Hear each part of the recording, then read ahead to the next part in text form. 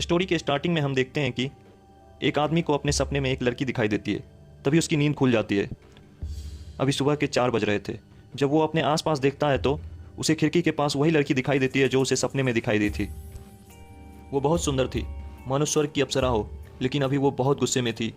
उस लड़की को देख के इस आदमी के पसीने छूटने लगते हैं। वो बोलता है कि प्लीज़ मुझे छोड़ दो, प्लीज़ मुझे छोड़ दो, मैंने ये सब जानबूझ के नहीं किया, वो जो कुछ भी हुआ वो सब गलती से हुआ था, मैंने कुछ भी जानबूझ के नहीं किया, प्लीज़ प्लीज़ मुझे जाने दो। ये सब सुनकर वो लड़की ज़ोर ज़ोर से हंसने लगती है। हंसते हुए वो बोलती है कि मैं तुझे आज जिंदा नहीं छोड़ूंगी, अब कोई नहीं बचा सकता है तुझे मेरे से, मैंने बहुत इंतज़ार किया है इस दिन का, आज तेरी बारी है, एक एक करके सबको मारूंगी, एक एक से बदला लूंगी। इतना सुनते ही वो लड़का घर से बाहर भाग जाता है और चिल्लाता है कि बचाओ बचाओ, वरना आज ये मुझे जिंदा नहीं छोड़ेगी। वो आगे भाग ही रहा था, तभी सामने से आकर वो लड़की इसका गर्दन पकड़कर हवा में उठा देती है और फिर हंसते हुए इसके गर्दन से सारा खून चूस कर उसे वहीं मार डालती है। हम देखते हैं कि उसकी लाश के चारों तरफ भीड़ लग गई है। तभी भीड़ में से एक बूढ़ा आदमी बोलता है कि वो वापस आ गई है, वो अब किसी को जिंदा नहीं छोड़ेगी। अब यहाँ से स्टोरी 7 साल पहले पहुँच जाती है। एक 12 साल की लड़की जो कि देखने में इतनी सुंदर कि जिससे कोई भी अपना आंख नहीं हटा सकता है। लेकिन बोला जाता है ना कि सुंदर लड़की अमीरों के घर में ही अच्छी लगती है, गरीबों के घर में तो श्राप होती है। यहाँ पर भी यही होता है। एक दिन जब वो लड़की अपने खेत में काम कर रही थी, तभी 4 लड़कों ने मिलकर उसके साथ ज़बरदस्ती की। वो बहुत रो रही थी, बहुत चिल्ला रही थी, प्लीज़ प्लीज़ मुझे छोड़ दो प्लीज़। लेकिन चारों में से किसी ने उसकी एक ना सुनी। ज़बरदस्ती करने के बाद उन लोगों ने उसे वहीं खेत में छोड़ दिया बिना कपड़ों के। जब वो घर आके अपने घर वालों को इन सभी चीज़ों के बारे में बताई तो उसके घर वालों ने कहा, अरे बेटा वो लोग बहुत अमीर हैं, हम लोग उनका कुछ नहीं बिगाड़ सकते।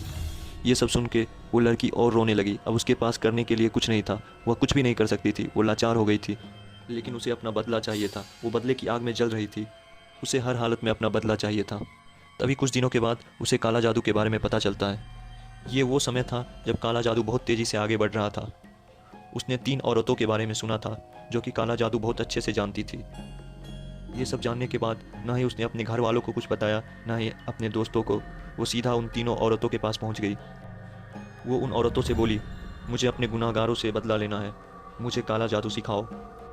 तो ये सब सुन के वो तीनों औरतों ने कहा, तू अभी बहुत छोटी बच्ची है, हम तुझे ये सब नहीं सिखा सकते हैं, लेकिन एक गुरुदेव हैं जो कि तुझे ये सब कुछ सिखा सकते हैं, उन्होंने ही हमें भी ये सब सिखाया है। फिर क्या था, वो लड़की सीधा गुरुदेव के पास पहुंच जाती है।